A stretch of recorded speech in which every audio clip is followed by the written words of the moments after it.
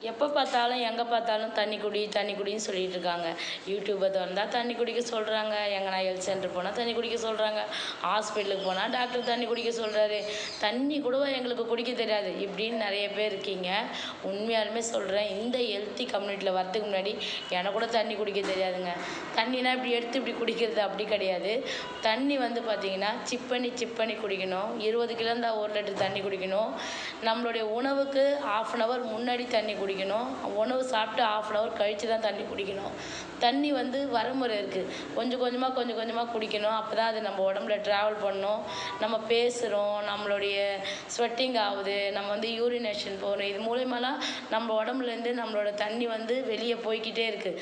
இப்போ வெய்ய காலம் வேறு ஸ்டார்ட் ஆகிடுச்சு. வெயிலில் வேறு நிறைய தண்ணி வந்து நம்ம உடம்புலேருந்து லாஸ் ஆகுது. அப்போ நம்ம அந்த தண்ணியை ஃபில் பண்ணணும். 70% நம்ம உடம்புல வாட்டர் தான் இருக்கணும். அப்போ தான் நம்மளுடைய பிளட் சர்க்குலேஷனும் நல்லாயிருக்கும், நம்ம ஹெல்த்தும் நல்லாயிருக்கும். இதெல்லாம் ஏன் சொல்லிக்கிட்டு இருக்காங்க? இதெல்லாம் எல்லாருக்கும் தெரியும் இல்லையா அப்படின்னு. எல்லாருக்குமே தெரியுங்க, ஆனால் யாரும் அதை பயன்படுத்துறதில்ல. இன்னொரு விஷயம் என்னென்னா, நான் திடீர்னு ஒருத்தரை மீட் பண்ண போயிருந்தேன்.